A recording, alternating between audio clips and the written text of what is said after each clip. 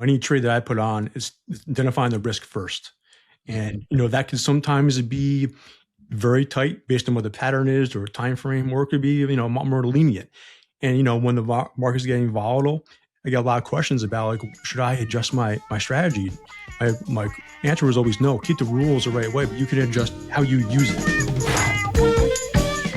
This podcast is for advisor use only and not to be distributed to the public. The Wealth Consulting Group is an SEC registered investment advisor, and the opinions voiced and contents in this podcast are for general information only and are not intended to provide specific advice or recommendations for any individual. All performance referenced is historical and is no guarantee of future results. All indices are unmanaged and may not be invested into directly. The economic forecasts set forth in this material may not develop as predicted, and there can be no guarantee that strategies promoted will be successful. Welcome to this episode of The Bull of Wall Street.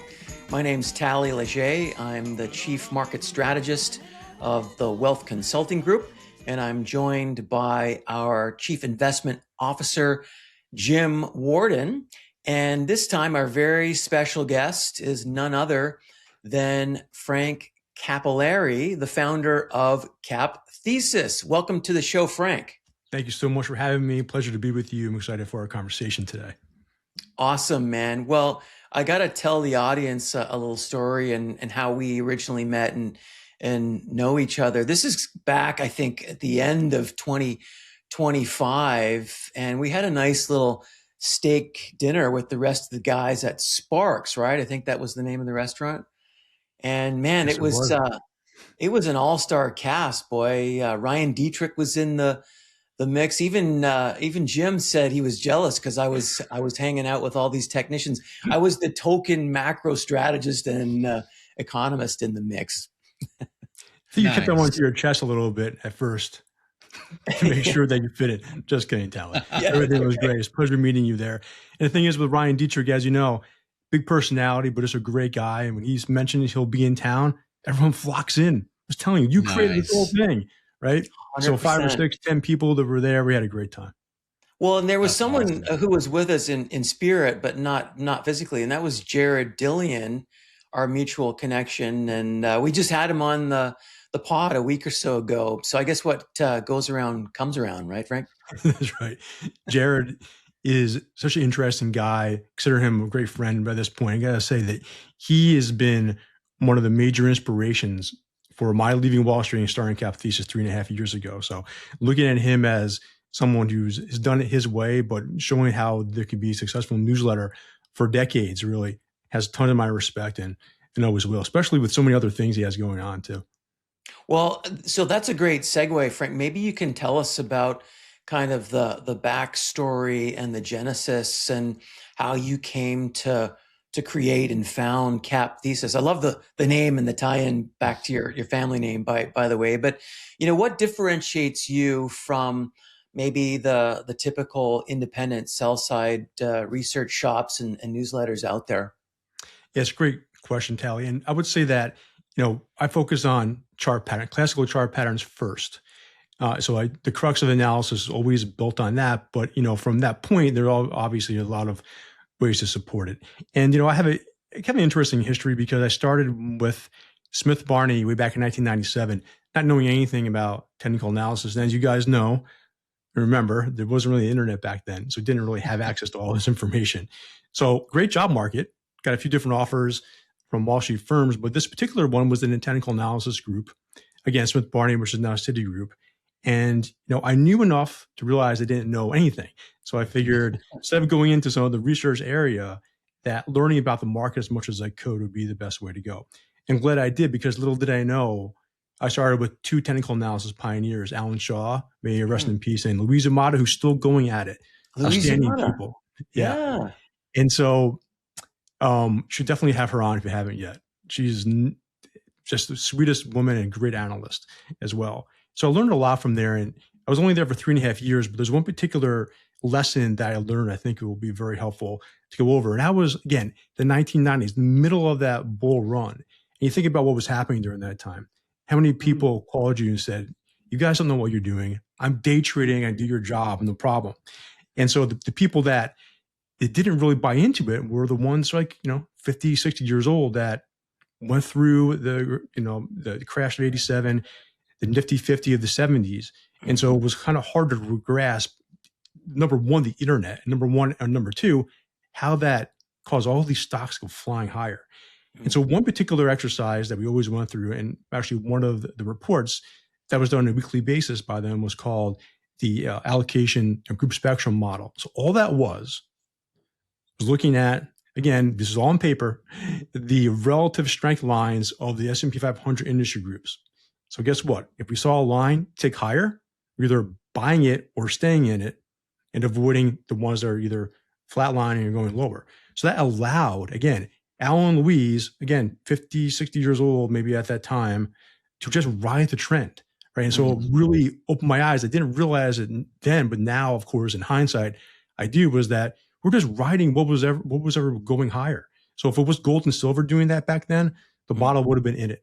If it was something else, still would have been in it. And so that allowed that model to really nail the majority of that run, until things ended. And so that really stuck with me. And now at CappThesis, I'm always looking for, an edge of the market. And again, trying to put blinders on, right? Trying to identify the trends, but the patterns that are setting up. And a lot of times I'm going through trading ideas for individual stocks or ETFs. I am intentionally not looking at the symbol because I don't want to have that, blind by that, because sometimes you think something should appear a way. Like, should the OIH ETF be up 30% right now in the first 5 weeks of the year? No, but it is. And we should identify opportunities within that. And so, I won't go into too much of the career history, but I spent then 22 years at Instinet, which is the electronic trading arm of Nomura. And 16 years of that was being an institutional sales trader. So I dealt hand in hand with hedge funds and asset managers along the way. I think all that combined just gave me a good idea of what the biggest financial institutions wanted to hear about and what they utilize. So I see the intricacies of the different algorithms or trading strategies that they would use across different, time frames or trading environments, as well as what portfolio managers wanted to see versus what buy-side traders did. So the impetus to starting CappThesis was to take all that and bring it over to, again, financial advisors, high net worth active investors, but also service institutions as well. And so it's a lot of the same type of information, but the way that people consume it now is much different. And by doing, going through some surveys along the way, it's very interesting to see the type of people that really want this kind of analysis. And a lot of it is just people that are in their 50s, 60s, even 70s, that just want to have a pulse on the market. And that's what I provide. Your story, it really resonates because I have a kind of similar background, kind of, cutting my teeth in the global equity research divisions of the bulge bracket investment banks.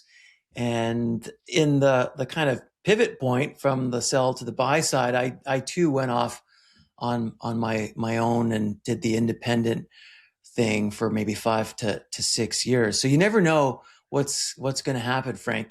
Keep your options open. I guess you can go in any direction you want. But I wanted to ask you, because we look at all the styles and the disciplines, but among trend following and momentum and mean reversion, what's the one you find yourself kind of defaulting to the most? I would say trend following, but again, more so not just looking at riding a trend, but again, identifying the building blocks and foundations to get to that trend. So basically looking at classical pattern work, which we'll go over today as well, what's setting up, right? And then, seeing how those breakouts work, because when you have a successful bullish chart formation, that really is the foundation for an uptrend to form. And if you see along the way too, sometimes it just looks like a straight line going higher, but if you really zoom in to that, you'll see that you have a lot of just pattern breakouts over and over again. And there's certain things that go in to that has to align for those patterns to work, right? In terms of a trading environment. So that is really why I hone in on that. But again, supporting evidence and of course, understanding what type of trading environment we're in and, the winners and losers is a big part of that conversation too. Jim is chomping at the bit, so we got to get him in here. Yes. No, this is great, Frank. So I just was going to ask you, because I have it's not exactly the same process, but I will look at thousands of individual stocks, and again, the idea of not looking at the tickers, trying not to have any bias about, well, I like that stock, I don't like that stock, just looking at what it's doing, super helpful. Your comment about working with people that kind of, weren't used to working with technical analysis, people that wanted more information. I feel like things have changed a lot since the late 90s. We had technicians back then, but I felt like there was still a fair amount of fundamental people, and I have a CFA too, and so I'm kind of wearing both hats, and I think you do too, right? So this is one of those things that a lot of people kind of poo-pooed the technical folks a lot more than now, and I feel like now it's even CFA curriculum has got section about technical analysis and trend and momentum. We know there's a lot more. It just makes me think of a conversation I had a long time ago. Guy worked for Fidelity, and he would say the Fidelity managers, all these fundamental guys, they would never say it out loud, but behind closed doors, they would talk about the trend, and they would, go through the chart room and things like that Fidelity has. So how has that, I guess, sorry, long lead up to my question. How has that changed for you? Going now that there's a lot more acceptance, there's different types of it, different types of technical setups. How has that helped you since you started and you were working years ago? Yeah, fantastic way of putting it, Jim. And I think the saying is, everyone's a closet technician, right? Price rules. It's interesting because I think no matter where you turn, people are going to either embrace it or not. And so initially, I did feel a little, I wouldn't say inferior, but leading with technicals a lot. We had a lot to explain, I think. But now not as much. And again, a lot of that is going through a few decades of a career now and realizing that there's a lot of proof that it does work. And to me, reading some of these books like Jack Schwager's Money Masters books, where you read about all of those different strategies, and it all comes down to managing risk, right? And paying attention to price, And one of the people that I follow very, very closely is Peter Brandt, where he's been doing this for like 5 or 6 decades across every type of environment that you want. And you think of that, it's all classical pattern work, just really commodities and maybe a number of stocks, but nothing crazy. And he has like 800,000 followers on X, right? And he's written the book, but and the thing is he stresses the fact that it's not technical analysis that's great, but the way that he uses it helps him manage risk, right? And I think that's what's really what it boils down to. And just so happens that I view it the same way in terms of the pattern analysis, but no matter what technique you use, I think it's a very good way of checking yourself, right? And if you just go back and say, my thesis is wrong because price is telling me that it is. And, very much easier said than done, but that's exactly how it should be used and how I try to talk about it, write about it, and make a career out of it. That's what awesome. I'm hearing. That is awesome.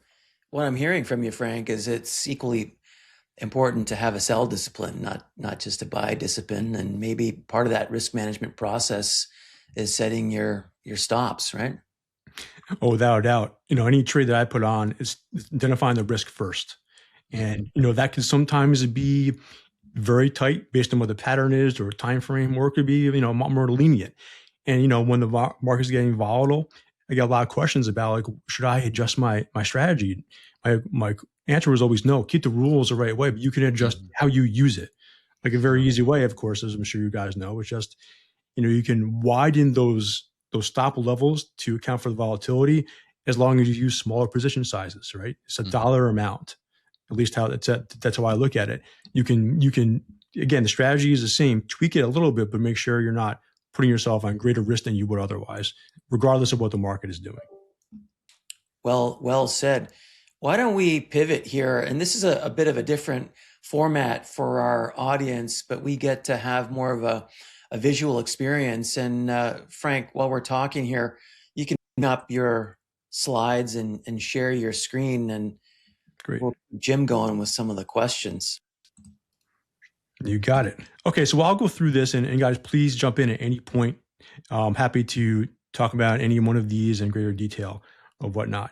And so in terms of the S&P 500, to show exactly what we're talking about, and this is just a picture of the S&P 500 itself going back to the middle of August. And so what it shows is obviously still in an uptrend, but what's been happening recently is, as you know, the S&P has been trying to get through that 7,000 level, hasn't quite happened.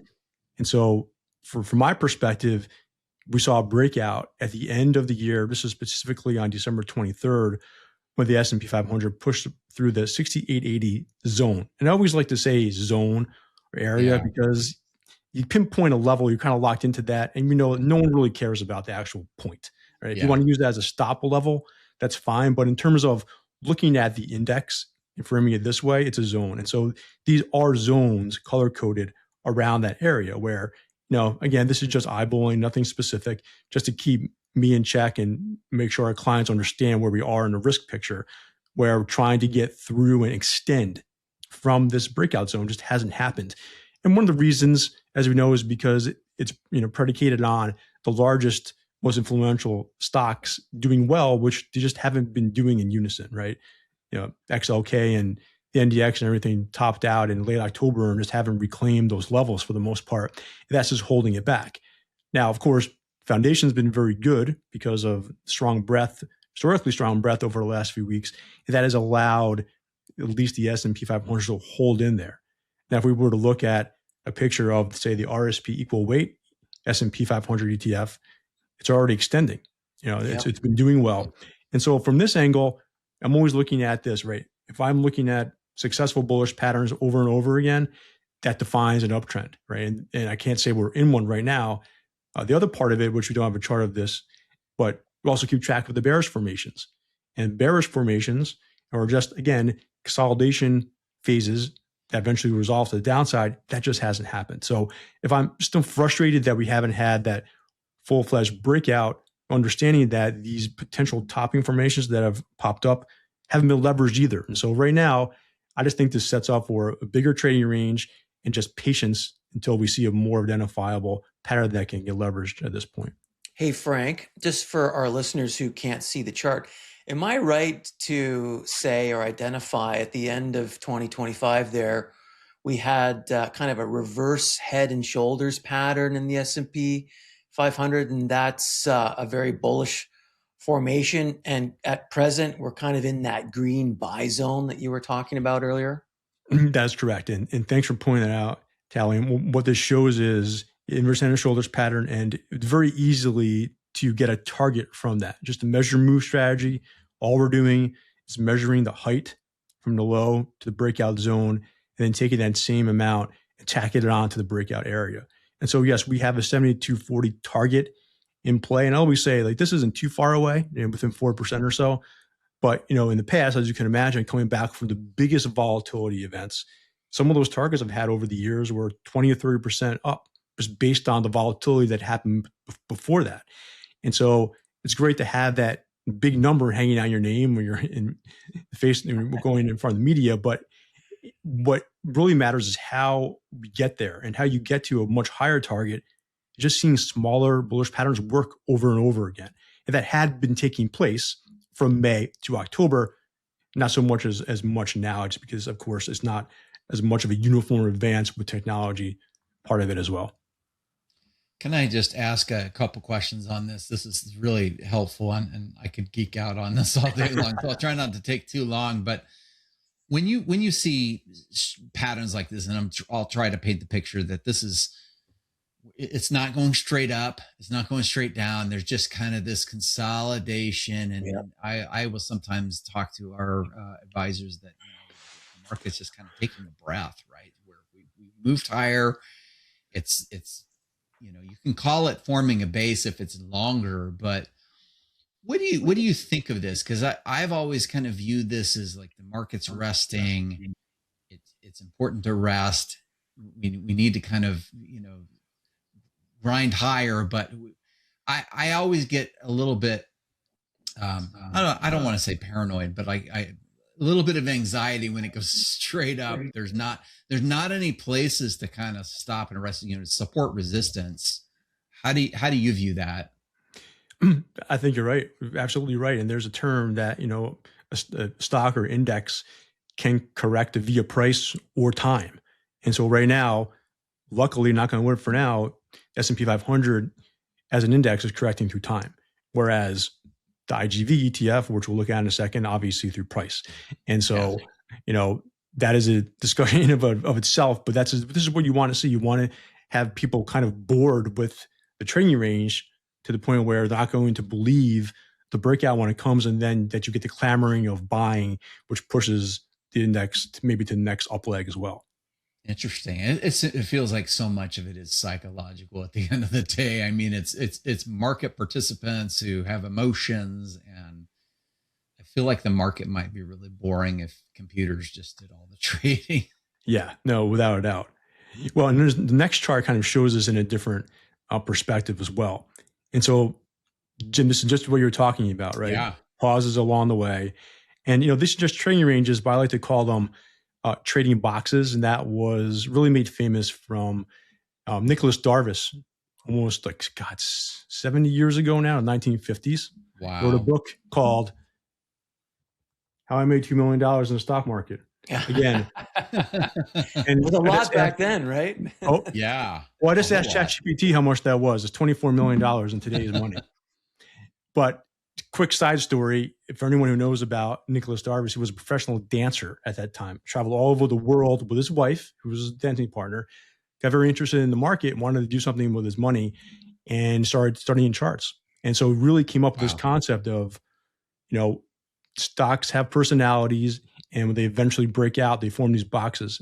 And when you're in a good market, his strategy was just buy above the box. And again, you can imagine when things are going much higher. This was, I believe, from 56 to 59. So it was good market. So we kept on riding these, momentum along the way, using trailing stops, adding money and all that. But to me, number one, I recommend people check out the book. But for me, this made a lot of sense, and especially when sometimes, the bullish pattern we just looked at isn't really working, right? But still in a trading range. And so what this shows is, last time we had a long range after a big run, right, in 2024, it eventually led to the rollover. Now we know this is all tariff related. At the same time, the same kind of concept can be applied. That's why I thought this is very helpful. And then also helpful to see after such a long run of successful box breakouts, this could eventually turn into a reversal. So we'll see Frank, if you've ever taken Ballroom Dancing 101, you know that there is a box step, and that was probably the inspiration for this technical pattern. But am I right to say and observe that the boxes that you've drawn on the chart are very similar to the more traditional support and resistance in technical analysis? Yes, 100% right. And it's just a different way of viewing it. And again, like I say, is technical analysis an art or science? It's both. And I have the luxury of putting things on charts as I want to and showing my clients the way I think it should appear. But people may not like this. I mean, I just want to put, horizontal lines without the box around it. It's really whatever makes sense to you. And that's why I try to show different versions of it. And so at some point, one of them is going to resonate with someone. It's a great question though, Talley. Yeah. Well, you mentioned IGV, and I'm keenly interested in that pair, software and semiconductors, because I actually just did some switching, and I want to see where you're coming out in the technicals. Sure. We can skip to that right now if you'd like. Yeah. Or whatever you have next. You've got silver in there, but it's your call. We got a lot of stuff. Let's go to the one you want first. I want to make sure we have time for stuff you guys want to talk about initially. So yeah, IGV software versus SMH semiconductors. I mean, one of the biggest bifurcations, if you will, in performance you've ever seen, right? And this is that chart, Talley, right? IGV versus SMH. Now, if you can see this, it's a crash, right? This is a relative line. right? One divided by the other, with SMH still kind of hovering near its highs like the S&P 500 for now, and IGV if completely falling out of bed creates this literally looking at a vertical line going down from like middle of 2025, it looks like at this point. I think IGV's topped out in September or October. And that has created this oversold condition. So this is a 14-week RSI momentum indicator of this relative scenario with an RSI of 11. So as you guys know, going under 20 or actually 30 is oversold. This is 11. And I remember writing about this 3 weeks ago saying this was the most oversold in history. So there's another term in technicals that oversold can get more oversold. This can't get to zero, but it's getting close to that. And so anyway, this is something that we know can continue. At the very least, this pace has to slow. And so that's going to change one of two ways. IGV bounces and tries to catch up, or SMH rolls over, or maybe a little bit of both is probably what's going to happen, right? And so I'm curious too, Talley, how you played this. Did you sell one, buy the other? Are you doing kind of a pairs trade with this? I did. So I think our regular kind of viewers and readers, advisors and clients know we benefited from a very successful trade off the April lows. It was really the second week of April in the semiconductor industry. Jim has even more specific views on individual names that he likes within that space, but that industry is up over 110. I think it's 113% since April 9th. And so since then, like, where are we now, Frank? We've actually seen a noticeable loss of momentum, meaning those same stocks have been going up, but at a remarkably slower pace. And so, to use your language from earlier in the conversation, I think this could be a prudent time in the market cycle and shift in leadership to kind of protect the gains and do some risk management. I know, Jim, I don't want to put words in your mouth, but you talk about, pairing and trimming positions all the time. There's nothing wrong with that.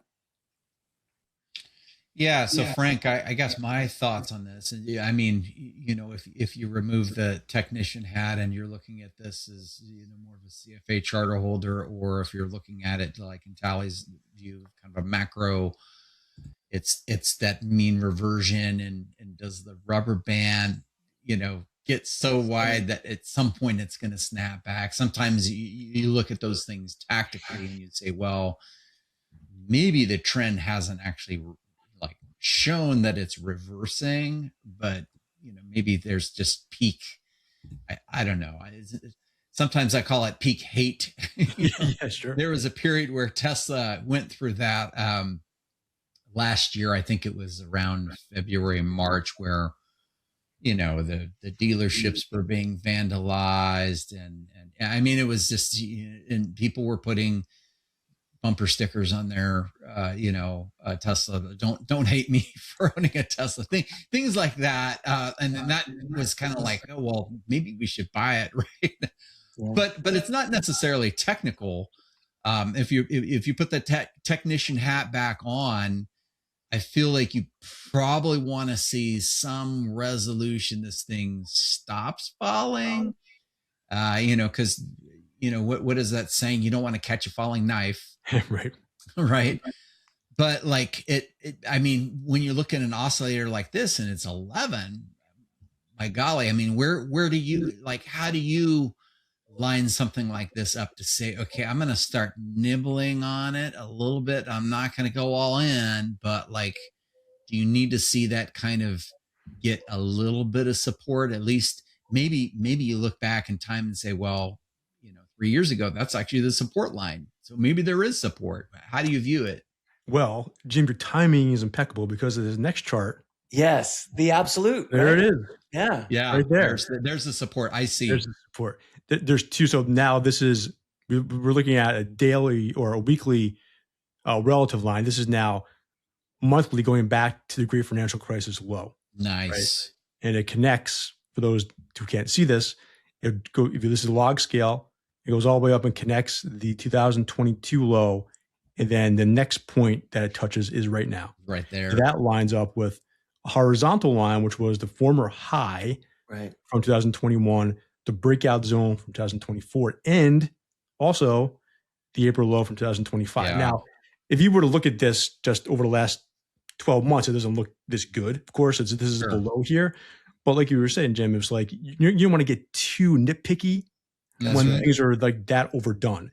Exactly. And so, Yeah. yeah.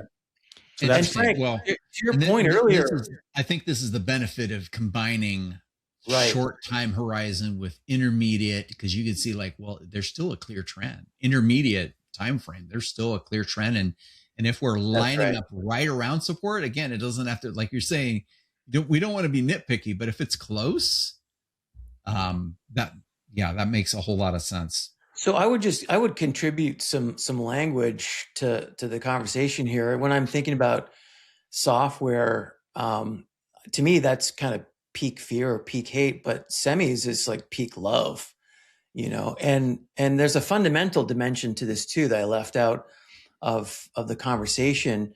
So if you look at the fundamentals, the semiconductor billings on a 3-month annualized basis, they doubled to December of 2025. And that's in level terms, that is a record. And so my point is, I think that the semiconductors, they rallied for all the right reasons because the fundamentals have been booming. But now the issue is it's just such a well-known story. And that was my personal thesis for doing some switching. Yeah, I think that's obviously a very good way of looking at it, because at some point, how many times can you just hear AI and semiconductors and they both go up, right?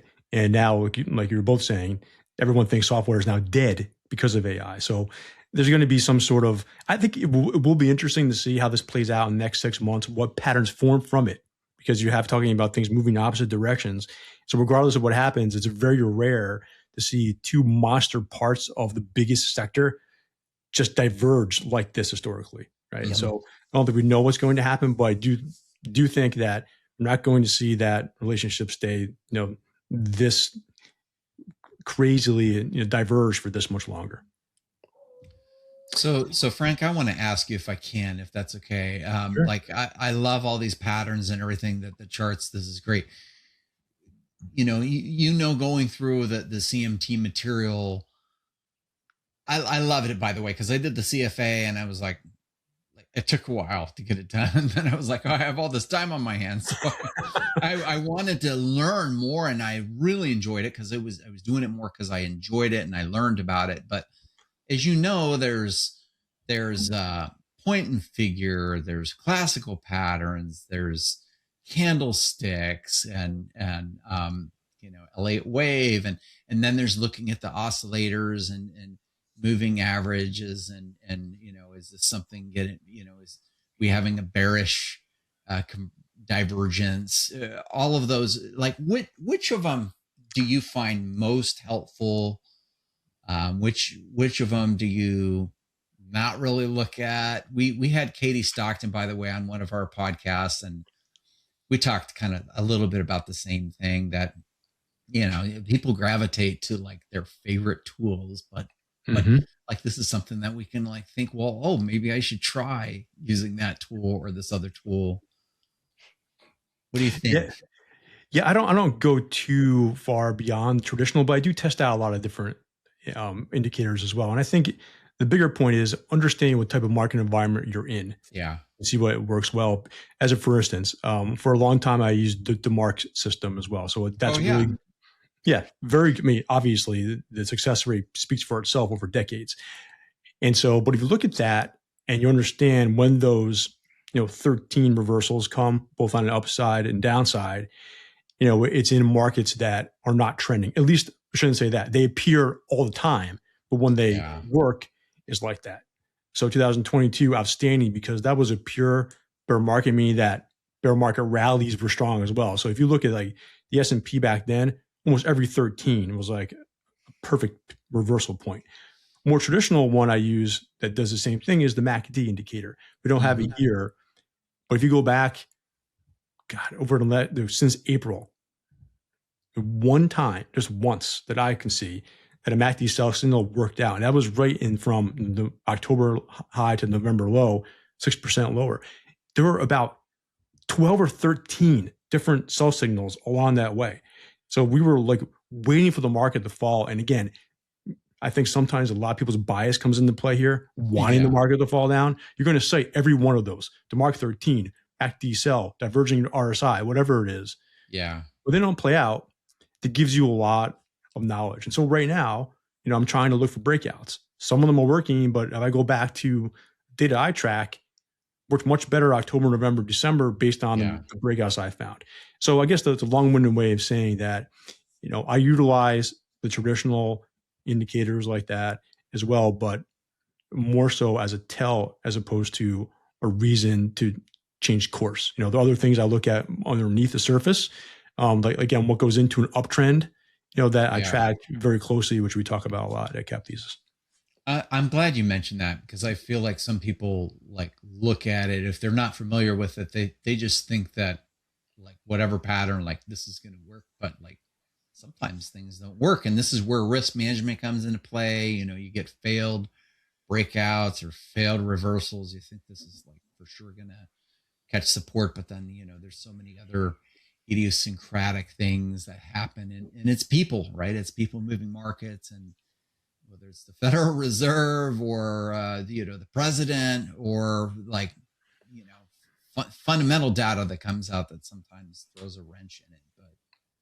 But without a doubt. Well, there's a little funny story that I witnessed on X. Talley will love this one because it involves both people we mentioned already, Peter Brandt and Jared Dillian, right? And so I forget how long ago this was, a number of years back, but Jared's always about the call, right? Being right in the call, where Peter Brandt is as well, but he'll say, I have strong opinions weakly held, but he's very aggressive on X for someone who's been around for a long time. And so he was talking about, I forget again, which market we're in, but 10-year yield doing something, maybe going much higher because of this massive base, right? And Jared just felt really personally offended by that because everything he was looking at suggested the other way. And he was like basically saying, let's place a bet on this. And Peter Brandt ignored him, right? So at the time, I was subscribing to both of their subscriptions. So I knew exactly what they were talking about, not just what appeared on, online. So Peter, again, very aggressive in terms of the call, but it went against him. He was out, didn't care. And Jared was like nailing him. You were wrong. You were wrong. You were wrong. They're trying to tell him he doesn't care. He can say whatever he wants. He'll completely reverse what he thinks the very next day. And so I think that's a luxury of being a technician. We can just say, I wasn't wrong. The market was, I just had to pay attention to my risk manager. That's interesting. Well, and that's the other thing is sometimes I think people think that technicians always have to see things the same way, but like you can have different opinions and different feelings on things and look at it in different ways, different angles. Well, I've also end up being right too. Guys, I don't know about you, but I've worked with some people. I'll say people. I was going to use a different word. Who the size says it all. Who are very dogmatic and rigid and just wouldn't change their view, which was detrimental to performance given new incoming information. It's the classic John Maynard Keynes, I change my mind when the facts change. What do you do, sir? And that's a good one, keep it close to your heart. But why don't you take us into silver here, Frank, because that really experienced some visible high profile volatility. Yeah, exactly. And I'll show you guys too, the different, there's a few other things I use from the technical toolbox that are not pattern related. And so when you have a market like we just had, silver obviously really could just say it hasn't happened before in terms of anyone who's witnessed it live with a parabolic move, both up and then down. Yeah. And so Jim, as you were talking about, sometimes there's no support that you can identify, right? And that was definitely the case here. And so when this is crashing, right, people who want to buy it, it's like, well, what can you do? Well, instead of just trying to step in and hoping for the best, we're going to try and identify if there's anything technically important that lines up, right? It's more important to see one or two or three things together as opposed to one. And so on the way down, we can look at the last real low point, which was, last October as a pullback. And we can draw these Fibonacci retracements. Any charting system, I use stockcharts.com, is a great job. And so when we did that, and we drew that off of the high as it was coming down, happened to line up with where the 50-day moving average was as well. And again, this is going to be moving higher over the time, but at the time it was there, and you can go back and say, well, it has some kind of consolidation, a little bit of support, in December. Yeah. So maybe you have three different things. So at the very least, you'd say, well, let's just see how it reacts. And to be most, want to take a step further, put a bid in and use the most recent low as a stop loss, something like that, something that can like keep you in the game and see how it works. And so now we're, about a week and a half into that. And so far it's held, hasn't really done much beyond that, but it's held. But it's important because the next step after holding, again, is seeing how it could potentially form a bullish pattern. If you go back to what happened, again, last fall, when this seemed like the parabolic move, laughable now from August or July to October, but the same type of thing. You go back to the April low, put the same Fibonacci lines on, and even though it held better, it did hold again at the first Fibonacci level of 38.2. Very similar. The 50-day moving average was there too. So it held. Again, the next step after that, which we're writing about, is you need to see some follow through from a support level. Follow through then creates a potential higher low, right? Higher low is the crux of any bullish pattern that forms. And then best case scenario breaks out, never comes back. So again, not everything works this well, but this is the type of scenario. This is a textbook of how a move that's really strong can regroup and continue that advance. Interesting. And then based on what we saw now, that big pullback, I mean, do you look at this and say, well, there's still kind of a long-term uptrend, or do you say, well, it's kind of broken at this point? Definitely is long-term. And again, Jim's leading right into these slides as if you saw them before. If we go to the weekly chart, here it is. This is a log scale. And we just have, I believe it actually bottomed for COVID, but this is the, it did pull back for about 2 years. So we're using the 2022 low here to measure about 600% move. And these are those weekly moving averages, right? So this is how overbought it got. Again, using weekly data up to almost 90. And so just to give you, to walk through what a possible topping scenario could look like, we see how it came back down. And again, we're using a 13-week, which is basically a quarter worth of action, 26-week, half a year, and 40, which is just like the 200-day moving average. Anyway, we can see that before the real big advance from last April, even though it was in an uptrend, it was oscillating around all those along the way. So it wasn't really a defined uptrend. This then took off. So remember what this looked like. We'll go to the next chart. This is when it topped in May 2011. Same thing. It was rallying, spiking through and above, extending above those key weekly moving averages. The important thing was the initial rally after that created a lower high, so it failed. And then those moving averages rolled over, and then all the way down. The worst case scenario in a bear market is when any type of security is trending lower below weekly moving averages that are also trending lower. So that, again, we're not predicting this, but this is something to consider.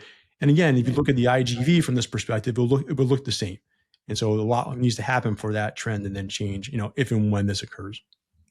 Interesting. And I feel like this is really important for advisors and even investors to know that someone who's been in it a long time, early investment, you're up 600% and maybe it's pulled off some, like that's not a terrible deal, but someone who bought in right at the very top a few months ago, I mean, that's it's behavioral finance. We try to coach, and educate as much as we can, but like this is just bad behavior sometimes gets in there and people get in right at the top, and then you get this pullback and then they get out often, right?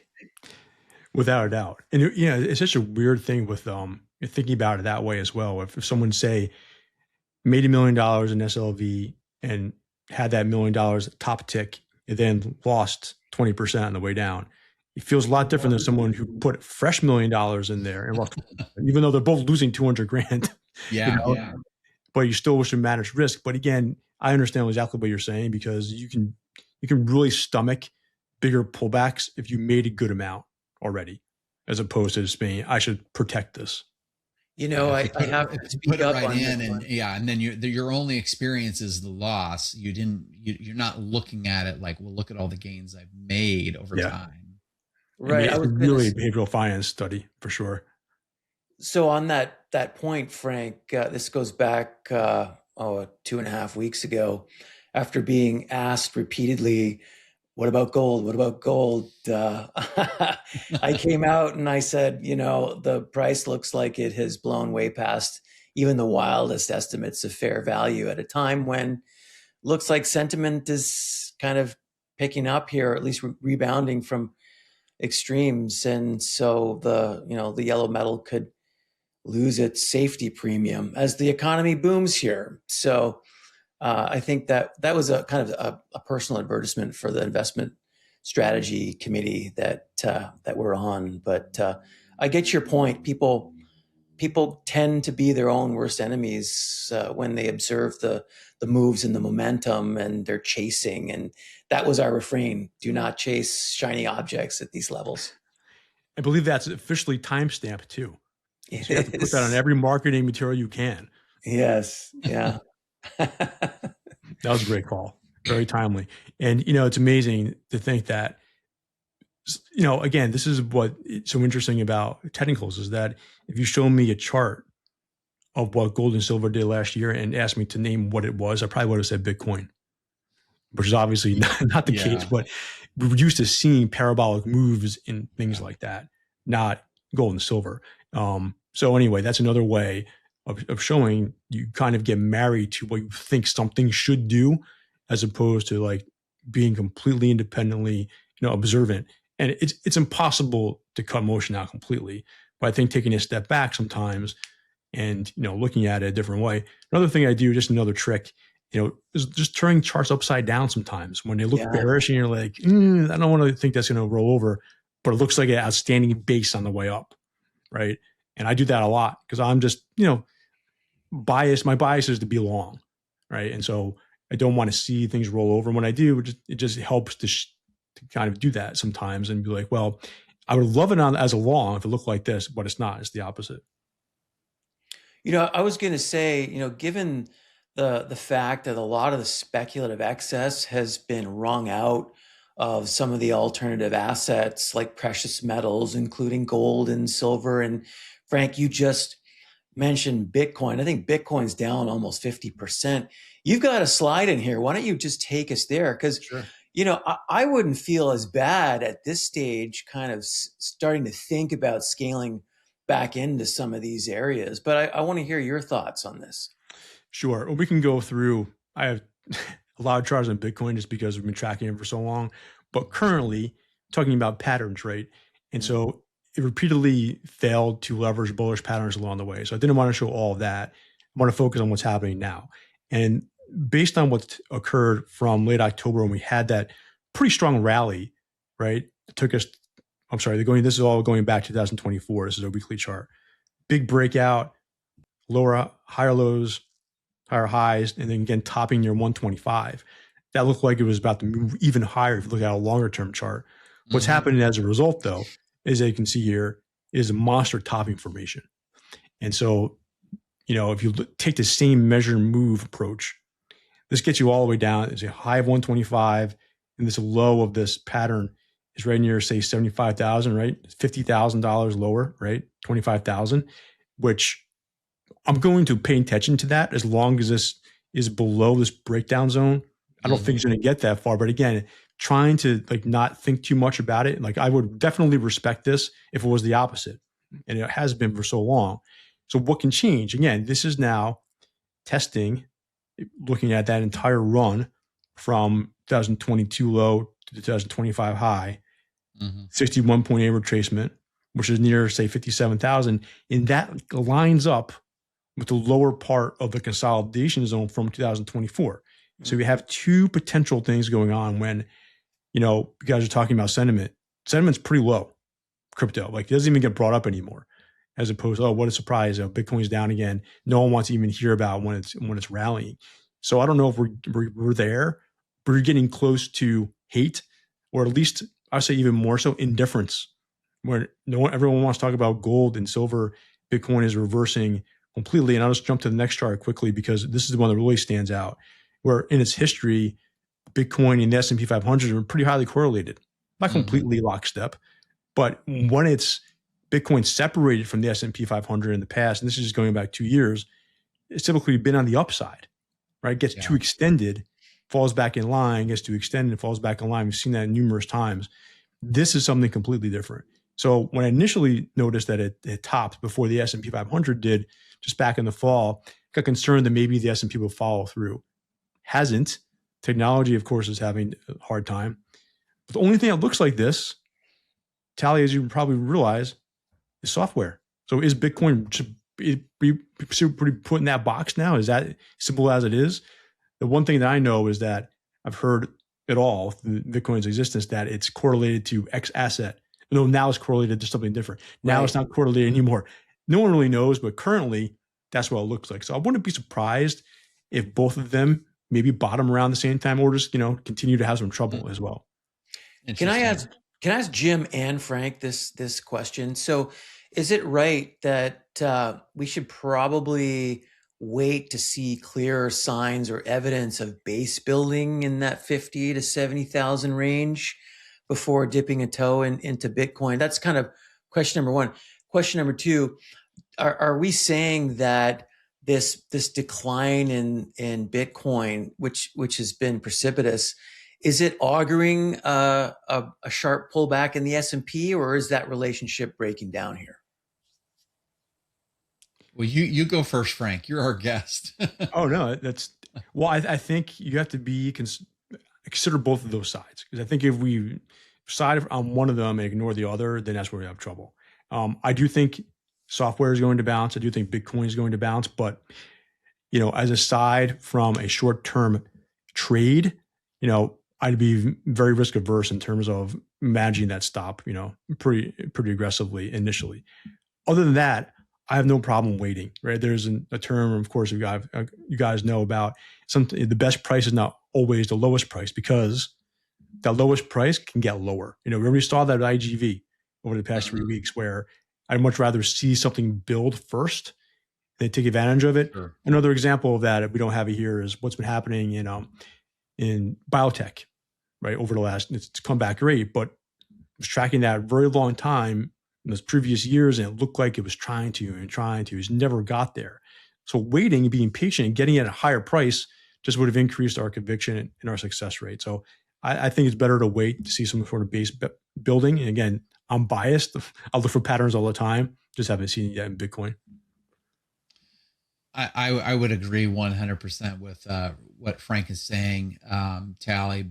But I would also add, like, if you're just looking at this, like 100% quantitative mean reversion and rebalancing, like, this is something that we talk about, because Frank, we do have a liquid alternatives model that owns a little bit of Bitcoin, not a whole lot, but looking at that and just thinking that eventually we believe that we could find some support there. I mean, it looks like we might be finding some support there now. So that model would actually buy a little bit more and trim some of the gold, because there's some gold in that model too. So trim areas that have worked, add a little bit to areas that have not worked, and then just because it's strategic, it's not tactical, it's rinse and repeat when there's volatility. But I guess my question for you, Frank, is looking at particularly something like Bitcoin. We've seen multiple periods of times, really since the very beginning of Bitcoin, that we've had 70, 80% drawdowns, which sounds just absolutely horrible, but every single time it's recovered and gone higher. So, I mean, it's just a super volatile asset class. If you understand kind of the history, that it could keep falling and then it can come back up at some point. And I don't know if you look at it that way. I know some, folks say, well, the market doesn't have a memory. And I always kind of chuckle because I feel like, well, people have a memory. People have a memory when they made money. They have memory when they lost money. And I think it's maybe Eugene Fama or someone in the efficient market hypothesis says, well, the market just resets every day. It doesn't remember what it did yesterday or the day before, but people who are investing in, they know. But I'm curious to get your thoughts on kind of like market memory and like how people should view that. And especially with what we're talking about with silver and gold. For the longest time, they're boring. They didn't really do much. And then now things have changed. Should we be looking at it a little bit differently as kind of a new regime, or should we say, well, it's abnormal now. It's going to get back to its old self. Yeah, I mean, all great points. I would say number one, one way to look at this I've been thinking about recently is that you guys know there's a very big part of the market that's controlled by CTAs, right? Trend following mechanisms, billions of dollars worth. And, every Wall Street desk will say, if X goes down 5%, we're selling more and selling more and selling more. And they don't really care what it is. So part of me thinks that, this dislocation, if you want to call it, between gold and Bitcoin and keep it just plain vanilla, is maybe that is where it got to a point where, people were expecting Bitcoin to go much further, to close the gap with gold. I did, last August and September, didn't work. And so when that discrepancy got even worse, then firms like that added to it. So I think, we can talk about it from an individual psychological standpoint, but it's those names, right? Those big boys, if you will, that are driving it. And from my time on Wall Street, I saw it happen, across the board, whether, and a lot of it too can be just, commodities related or just complex options that need to get, filled. And that just does enough. And then when you add the ability of people, individual investors and advisors, they employ stop losses, maybe some margin calls in there. I just think a lot of this feeds upon itself. So there's one thing. So I do think that we won't see the parabolic moves like we have in silver and gold continue as is. But I do think there's precedent to be set that those uptrends can continue as well. In terms of Bitcoin, again, like I totally agree with you. Like I remember someone talking about this during one of the crashes over the years, is it a bubble or not? And he said, well, bubbles burst and they don't come back. Bitcoin just makes it just keeps coming extreme higher lows, along the way.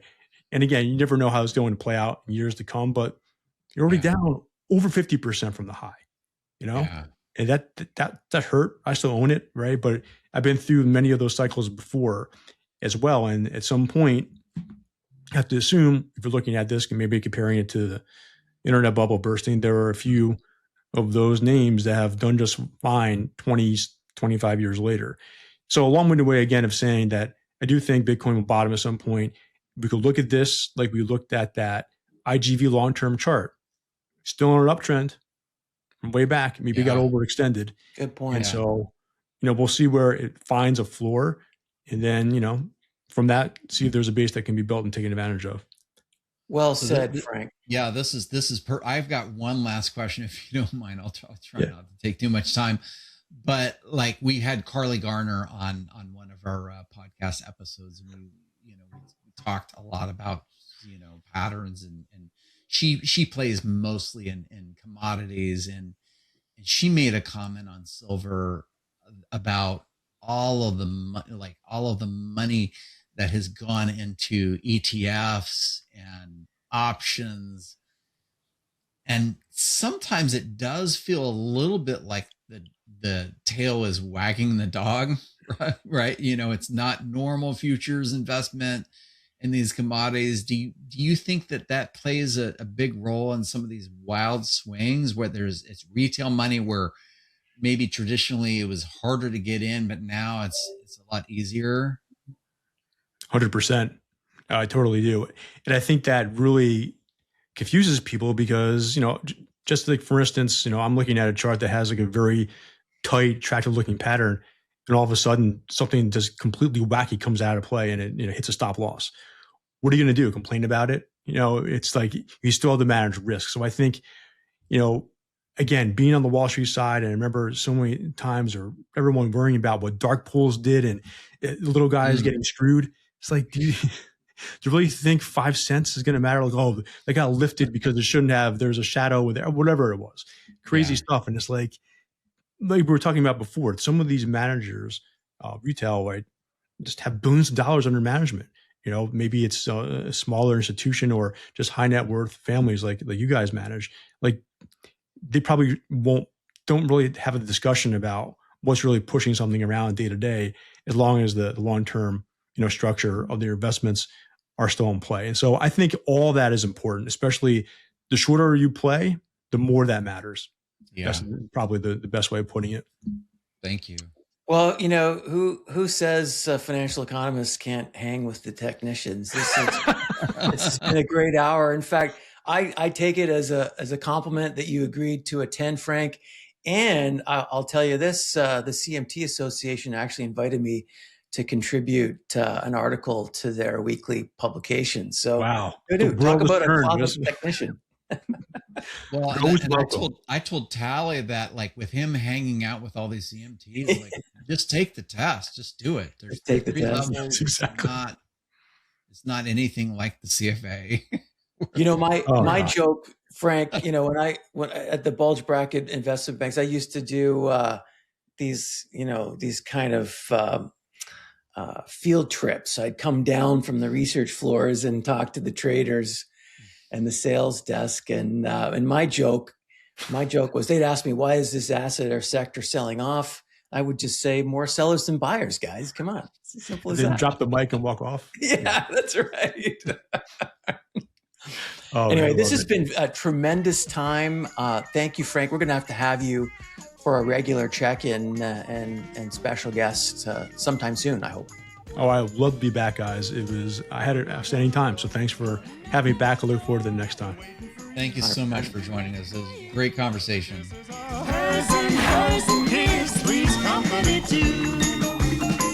Come and dance on our floor.